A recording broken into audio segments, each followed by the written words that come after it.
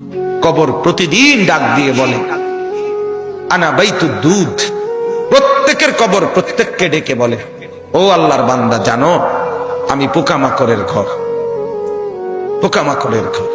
তুমি তো সেই বান্দা যে একটা মশা কানের পাশ দিয়ে উড়ে গেলে তোমার ঘুম বন্ধ হয়ে যায়, চোখ মিলে যায়। একটা মশার গুনগুন আওয়াজ সহ্য করতে পারো না। একবার কয়েল, একবার অ্যারোসোল, একবার মশারি, এরপরও তুমি চাও যে একটা মশাও যেন আমার কানের কাছে গুনগুন না করে। তো 5 ঘন্টার ঘুমের জন্য, 6 ঘন্টার ঘুমের জন্য বান্দা এই যত্ন নিলা, অনন্তকাল কিংবা বছরের পর বছর কবরের যে ঘুম দিবা, পড়ে থাকবা সেই ঘরে, পোকা মাকড়ের ঘর, সেই ঘরে তুমি ঘুমাইবা কেমনে, থাকবা? আমার বাপ, আমি থাকবো কিভাবে? আমি থাকবো কিভাবে বলে? ভাবেন, আমিও ভাবি, আপনিও ভাবেন। উসিকুম ওয়া ইয়া, আপনাকেও বলছি, আমাকেও বলছি। এই এখন ঘরে গেলে আমরা সবাই ল্যাপ আর কম্বলের নিচেই তো শুয়ে যাব বাপ। কিন্তু একবার ভাবেন তো, যার মা কবরে, মার কবরে ল্যাপ কম্বল আছে কিনা? যার বাপ কবরে আছে এই মুহূর্তে, বাপ আপনি ভাবেন তো। আমার এক পরিচিত মানুষ একতলা বাড়ি করছে ঢাকা, 4.5 কোটি টাকা খরচ করে, শুধু একতলার মধ্যে খরচ করছে। কিছুদিন আগে ইন্তেকাল করছে। ছেলেরা, তার গ্রামে জানাজা হবে পরের দিন দুপুরে। সন্তানরা ওই শেষ রাতটা হাসপাতাল থেকে লাশটা বাড়িতে আনে নাই, ওই 4.5 কোটি টাকার বিল্ডিং এ রাখে নাই, হাসপাতালেই রেখে দিছে। পরের দিন ওইখান থেকে অ্যাম্বুলেন্সে করে এরপরে গ্রামের বাড়িতে নিয়ে দাফন কাফন করে দিছে। এখন এটা তো করোনার কালে নাই, এখন ইদানিং 10, 15, 20 দিন আগের কথা। কি সাজাইলেন, কার জন্য সাজাইলেন, কি বুঝলেন, কি ভাবলেন? আপনি ভাবেন। এজন্য কবর প্রতিদিন বলে, বান্দা তুমি কেমনে থাকবা? অগণিত পোকা মাকড়, অগণিত পোকা মাকড় তোমাকে ঘিরে ধরবে, কেমনে থাকবে? কবর বলে আনা বাইতুল ওয়াহদা, আমি একাকী ঘর, একাকী ঘর। ও আল্লাহর বান্দা, আমি একাকী, ডানে বামে কাউকে পাবা না। পৃথিবীর সবচেয়ে বড় যন্ত্রণার নাম হলো একাকিত্বের যন্ত্রণা, একাকিত্ব। পৃথিবীর সব সম্পদ যদি কারো ঘরে থাকে, সুখের উপকরণ থাকে, কিন্তু স্ত্রী নাই, ছেলে মেয়ে নাই, আপনজন কেউ নাই, ওই ব্যক্তি একাকিত্বের যন্ত্রণার সামনে গোটা পৃথিবীটার সব উপকরণ তার সামনে তুচ্ছ। আল্লাহ তাআলা বলতেছেন, ইরশাদ করছেন সূরা মুলকের 23 নম্বর আয়াত, কুল হুয়াল্লাযী আনশাআকুম। আল্লাহ তাআলা আমাদের প্রিয় নবী সাল্লাল্লাহু আলাইহি ওয়াসাল্লামকে লক্ষ্য করে বলেন, নবী আমার, বন্ধু আমার, আপনি বলে দেন। কাকে বলবেন?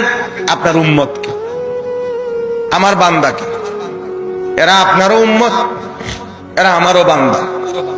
আমি তো আপনার কাছে নাজিল করে বললামই, এবার আপনিও বলে দেন যে আপনারও কথা এটা। তো যখন আপনার বান্দা, আমার বান্দা বুঝবে যে এই কথাটা আল্লাহরও কথা, আমার রসুলেরও কথা, তো এরপরে তার আর প্রত্যাখ্যান করার সাহস হবে না, হিম্মত হবে না। কারণ আমি প্রত্যাখ্যান করব কেন? আমি মুসলমান, আমি মুমিন, আমি আল্লাহর কথা ফিরিয়ে দেই কিভাবে? আমি রাসূলুল্লাহ সাল্লাল্লাহু আলাইহি সাল্লামের কথা ফিরাইয়া দেই কিভাবে? আর ফিরাইয়া দিলে আমি মুমিন থাকি কিভাবে? কথা বলেন বাপ। এই পৃথিবীতে ইনসাফের দাবি, বিবেকের দাবি, আমরা যারা মুসলমান পরিচয় দেই, আমাদের জিন্দেগীর সবচেয়ে বড় দাবি হলো আমাদের জন্য উচিত আল্লাহ এবং তার রাসূলের কথাকে গ্রহণ করা। কিন্তু বড় আফসোসের ব্যাপার হলো আমি আপনি সবাই সবচেয়ে বেশি প্রত্যাখ্যান করি আল্লাহ এবং রাসূলের কথা। সামান্য থেকে সামান্য ব্যক্তির কথাও এক ডাক্তার বলে দিছে বাঁচতে হলে আর কোনোদিন মিষ্টি খাওয়া যাবে না, 30 বছরের জন্য মিষ্টি খাওয়া ছেড়ে দিছে। এক ডাক্তার বলে দিছে বাঁচতে হলে আর চিনি দিয়ে চা খাওয়া যাবে না, আজীবনের জন্য ছেড়ে দিছে। আমাকে বাঁচতে হবে। তাহলে আপনাকে যদি শুধু হায়াতে বাঁচতে হয়, আপনাকে তো জাহান্নাম থেকেও বাঁচতে হবে। কথা বলেন না কেন?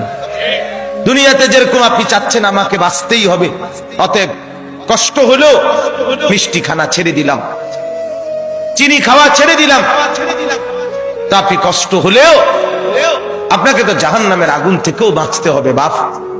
তো সেই জাহান্নামের আগুন থেকে বাঁচতে হলে আল্লাহ এবং তার রসুলের নিষেধগুলোও তো ছেড়ে দেওয়া উচিত, গুনাহ তো ছেড়ে দেওয়া উচিত বাপ। আফসোসের বিষয়, একই ব্যক্তি নিজের এই সাইড বোঝে, ওই সাইড বোঝেন। এটা কি বোকা? এটা তো বোকা ছাড়া আর কিছু না বাপ।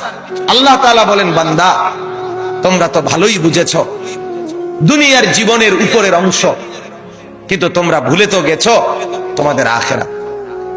আখিরাত আমি বলি অনেক সময় উদাহরণ দিয়ে, এই যে এই কাগজটা 4 কালারের, এটার এই পৃষ্ঠাটার মধ্যে দেখেন তো অনেক ডিজাইন করছে, অনেক ডিজাইন, 4 কালারের ডিজাইন, চমৎকার করে এই পিঠ সাজাইছে।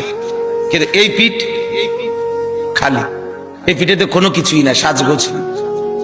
তো আল্লাহ তাআলা যেন বলছে, বান্দা মাটির উপরে তোমার যেই ঘর, সেই ঘর তো খুব সুন্দরভাবে সাজাইলা, ইট বালু সিমেন্ট, ময়মনসিংহ থেকে বালু আনছো, সিলেট থেকে পাথর আনছো, 1 নাম্বার ইট 1 নাম্বার বালু, এরপরে টাইলস, এরপরে খাট পালং sofa furniture, fridge AC, dining table, চায়ের কাপ, কাচের প্লেট, লবণের বাটি, অত্যাধুনিক সাজে পুরা ঘরটা সুন্দর করে সাজিয়েছ। বান্দা এই পিঠ তো খুব সাজাইলা, তো তুমি কি জানো মাটির নিচে তোমার আরেকটা ঘর আছে, সেই ঘরের নাম তো কবর। আমার বান্দা, আল্লাহ যেন বলছে, আমার বান্দা মাটির নিচের ওই ঘর, সে ঘর সাজাইবা না, সেটাও তো তোমারই ঘর।